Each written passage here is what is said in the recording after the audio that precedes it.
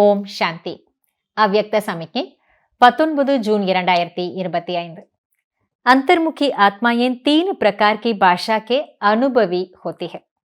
एक नयनों की भाषा, दूसरा भावना की भाषा, तीसरा संकल्प की भाषा। உள்நோக்கு முகமாக இருக்கின்ற அந்தர்முகி ஆத்மாக்கள் 3 விதமான மொழிகளில் அனுபவசாலியாக இருப்பார்கள். 3 விதமான மொழி என்னன்னு நம்ம பார்ப்போம். மொழினாலே வாயால் பேசக்கூடியதுதான், மற்றவர்களோட தொடர்பை ஏற்படுத்த வைப்பதுதான். ஆனா இங்கே பாபா சொல்லுகின்ற மொழி, அந்தர்முக்தாவினுடைய மொழி என்ன அப்படின்னா, ஒன்று கண்களின் மொழி, இரண்டாவது பாவனை அதாவது உணர்வுகளின் மொழி, மூன்றாவது சங்கல்பங்கள் அதாவது எண்ணங்களினுடைய மொழி.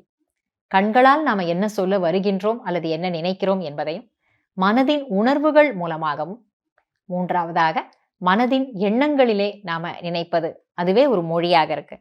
ये 3 प्रकार की भाषा रूहानी योगी जीवन की भाषा है. இந்த 3 விதமான பாஷை ஆன்மீக யோகி வாழ்க்கையின் பாஷை ஆகும்.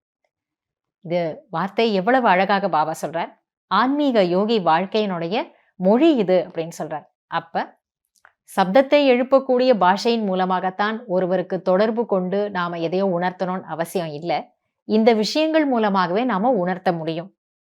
जितना जितना आप अंतर्मुखी स्वीट साइलेंस स्वरूप में स्थित होते जाएंगे, उतना इन 3 भाषाओं द्वारा सर्व आत्माओं को अनुभव करा सकेंगे. எந்த அளவுக்கு நீங்கள் அந்தர்முகியாக ஆகி இனிமையான அமைதி நிறைந்த ஸ்வரூபத்தில் நிலைத்திருப்பீர்களோ, அந்த அளவுக்கு இந்த 3 பாஷைகளின் மூலம் அனைத்து ஆத்மாக்களுக்கும் உங்களால் அனுபவங்களை செய்ய வைக்க முடியும். अब इसी रूहानी भाषा के अभ्यासी बनो.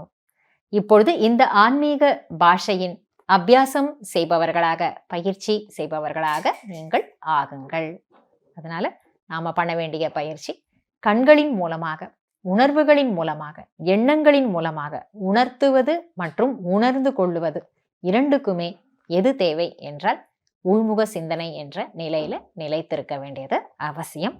அப்ப நம்ம ஸ்வீட் சைலன்ஸ் நிலையில இருக்க இருக்க இந்த மொழியில 3 விதமான மொழியில தேர்ச்சி அடைந்தவர்களாக ஆக முடியும்னு பாபா சொல்றாரு. ஏனென்றால் இதெல்லாம் சத்யுகத்துக்கு ஆதாரமான விஷயங்கள் இல்லையா, தேவதைகளுக்கு ஆதாரமான விஷயங்களை பாபா சொல்லி கொடுக்கிறாரு. நன்றி பாபா. ஓம் சாந்தி.